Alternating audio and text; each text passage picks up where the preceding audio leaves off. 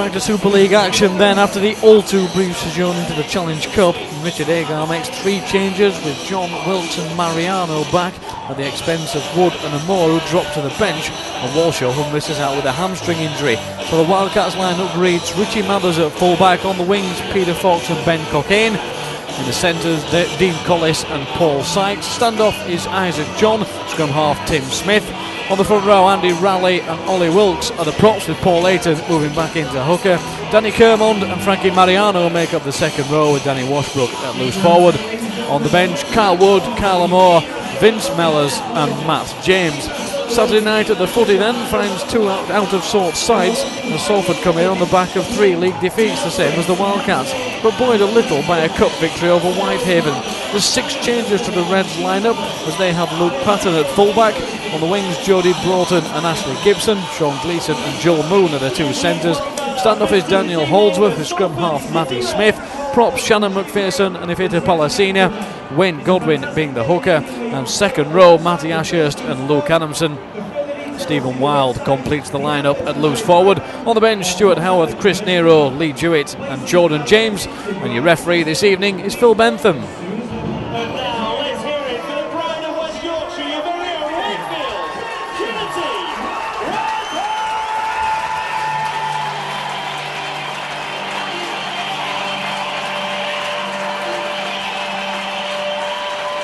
The Wildcats then entering the arena into bright sunshine. Not the warmest of days, but a warm welcome for Richard Agar's side back to the Rapid Solicitor Stadium. Come here now, Salford do, on the back of a win in the Cup, as we get things underway. That's the Wildcats who will take the first kick and bring the ball in to the line, defending the new Fleetmaster North Stand. And Andy Raleigh taking second ball up into the line. Ayton with a little drop off inside. Early probing from Wakefield. Still a couple of tackles left to play with. They head off up towards halfway. Wilkes powers up and manages to offload and finds Ayton. He takes the ball one-handed. You might say Lauatiti style. And takes the tackle in the end as Washbrook was sprinting out. And the Wildcats have men over here if they can get the ball across, and they can. Dean Collis stretches out for the first try of the game. Just a couple of minutes on the clock. Nice interplay, getting the ball out wide, and the Wildcats on the overload down the right-hand side. Here we've got men behind him and got the ball away. The Wildcats are moving the ball nicely, and Kermond will step inside and could go in. He's support inside him. He's got it as well from Wilkes out wide again. There's men over here for the Wildcats if they can get a space. Just brought down, and on the last tackle they'll come inside the 10. That's got the crowd up again here though as Mathers comes across. They've got extra men on this near side. Kick comes in. Can Cockayne get there? He can't. There's a hand on it from Salford that pushes it behind. 25 out, tackles to go as Ayton drops off for Wilkes into the line. Wilkes offloads again. Ayton with a out of the back door pass. Mathers on that right hand side will be taken down just outside the 10. They'll come back left here with Smith. Switches back right, and Washbrook will go over for the second score of the evening. There's only 6 minutes on the clock. Danny Washbrook again just finding a sniff of a space and stretching out far enough to put Wakefield across for a second time. Kermond taken down, just over 10 out. Plays for the penalty, doesn't get it as Ayton takes the play of the ball, gets the ball back, tries a little push through, and he'll take it himself, and Ayton will get the third try. Push the ball through with a little kick as Salford tried. Looks to have come free, unfortunately. I think the replay suggests it'll be no try. It is, it's the 20-metre restart. Frustration for Ben Cockayne, but John spotted a gap, but the door was shut in his face as Ayton tries a similar move, manages to offload to Mathers. Mathers keeps it alive to Smith.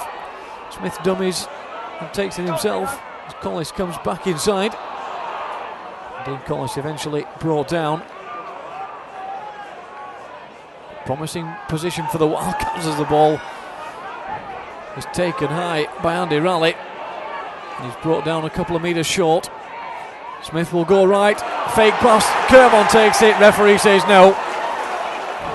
Says forward pass. The last tackle for Wakefield. Kick comes up from Smith, just over the top of Sykes, and Gibson could go here. Gibson has space, he's only got one man to beat and he's got support inside of him. Ashley Gibson will put it inside and Daniel Holdsworth will take it away, and he'll go for the length of the field score. He'll get there before Tim Smith can get across. The kick was put up, it went over the top of Sykes. Gibson collected and off he scampered.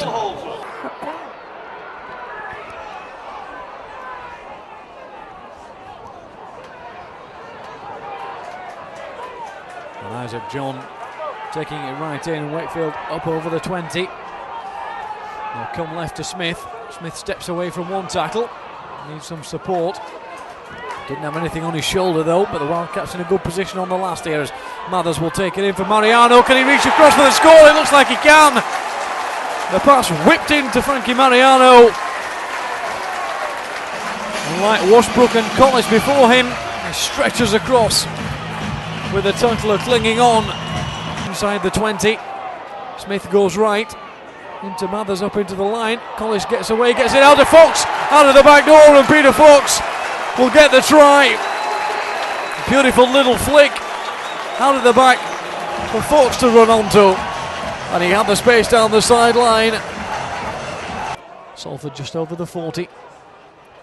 Much quieter start to this second period compared to the first, but here's a chance of a breakthrough here from Chris Nero, and the Reds will score as the Wildcats defence is ripped open for the first time in this second period.